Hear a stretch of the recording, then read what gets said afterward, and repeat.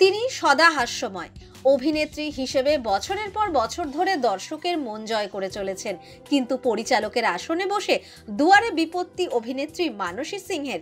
তার বিরুদ্ধে প্রতারণার অভিযোগ তুলেছেন মানসী পরিচালিত প্রথম ছবির সহ প্রযোজক। ঠিক কি ঘটেছে? কয়েক বছর আগে জানা গিয়েছিল মানসী একটি ছবি পরিচালনা করতে চলেছেন।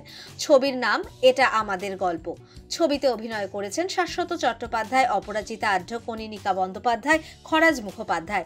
সংস্কারী হাউসের প্রযোজনায় 2020 সালের ফেব্রুয়ারি মাসে ছবির সিংহভাগ শুটিং শেষ হয়ে যায়। সম্প্রতি জানা গিয়েছে ছবির মুক্তিও আসন্ন।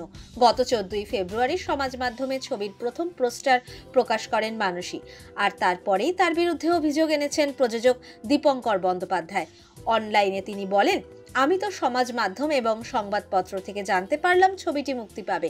এদিকে এই ছবির জন্য মানসী আমার থেকে 26,28,000 টাকা নিয়েছিলেন। সেই টাকা আমি এখনো ফেরত পাইনি। একই সঙ্গে প্রযোজকের অভিযোগ, শুটিং চলাকালীন মানসী যে হিসেব দেখিয়েছিলেন তার মধ্যেই বিস্তর ফাঁকফোকর ছিল। ছবির অন্য প্রযোজক হিসেবে যার নাম উঠে আসছে সেই শর্মিষ্ঠা ঘোষ নাকি মানসীর পূর্ব পরিচিত। দীপঙ্কর বলেন, ছবিতে বাকি টাকা শর্মিষ্ঠার বিনিয়োগ করার কথা ছিল, কিন্তু একটা সময়ে দেখলাম শর্মিষ্ঠাও ওর অফিস বদলে ফেললেন। আমি পুরো বিষয়টায় অন্ধকারেই ছিলাম। ছবির যে পোস্টার প্রকাশ্যে এসেছে সেখানে কিন্তু প্রযোজক হিসেবে দীপঙ্করের নাম নেই। সেখানে প্রযোজক হিসেবে সুভাষ বেরা ও শুভঙ্কর মিত্রের নাম রয়েছে। দীপঙ্কর বললেন, আমি এদের চিনিই না।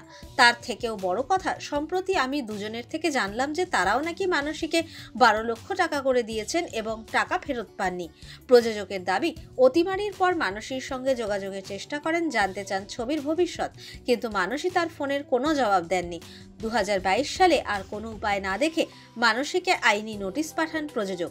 দীপঙ্করের কথায় নোটিশ পাওয়ার পর উনি সমঝোতাপত্রে সই করেছিলেন। সেখানে লেখা ছিল, আমার অনুমতি ছাড়া বা আমি টাকা ফেরত না পাওয়া পর্যন্ত এই ছবি উনি রিলিজ করতে পারবেন না।